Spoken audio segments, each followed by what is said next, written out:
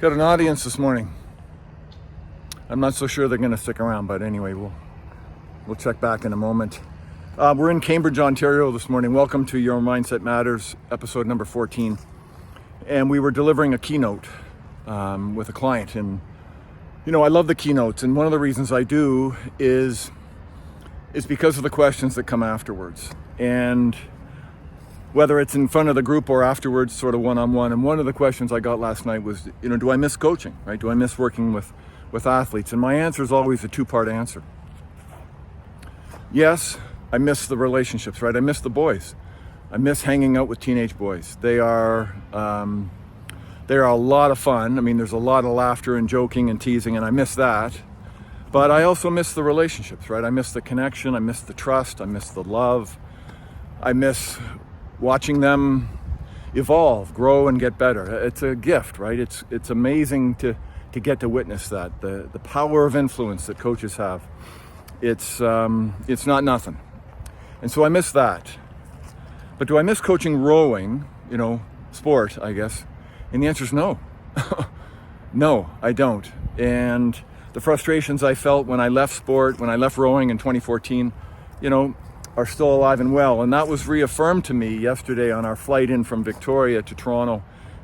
We had a very high profile, highly successful athlete, now coach in rowing. And we got to chatting and just sharing her experience, not only in Canada, but internationally. And it just amazes me that, you know, we're still having the conversations around the archaic paradigms that we continue to embrace. The machismo, the highly combative language, the war paradigm, the chase model of motivation.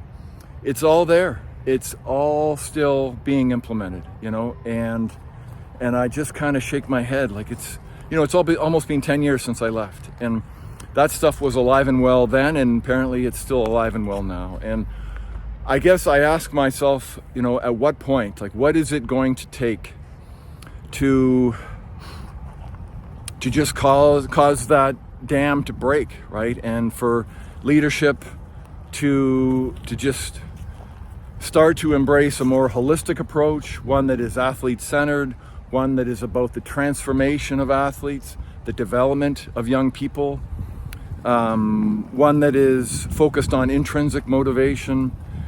You know, just all these things that we know are not only better for our athletes, but also produce higher performing athletes. They raise the potential of those athletes. And yet, you know, we're still celebrating that old school method of coaching, right? The Hollywood version, it's just a head scratcher for me. And to me also, you know, just a bit of I'm not happy that it's like that, but it just sort of reaffirms why I left, right? And sort of reminds me that as much as I miss the boys, if I was still coaching rowing, I would still be experiencing the same frustrations because the same garbage is being spewed amongst the young athletes. Now, granted, not everyone, I understand that, but there are pockets of stuff that's certainly healthier and going on internationally and in Canada. But it seems at the highest level, on the international level, we still make it about the chase, about winning at all costs, about a top-down coaching paradigm. And it just blows me away.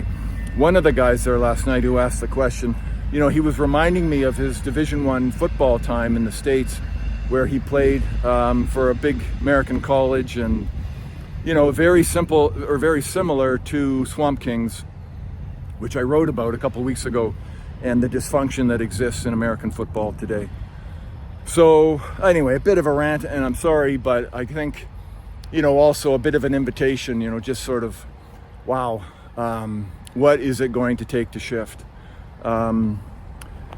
If you are in a position of influence, you know, you gotta rattle some bushes, right? You gotta start changing things. It's just enough is enough.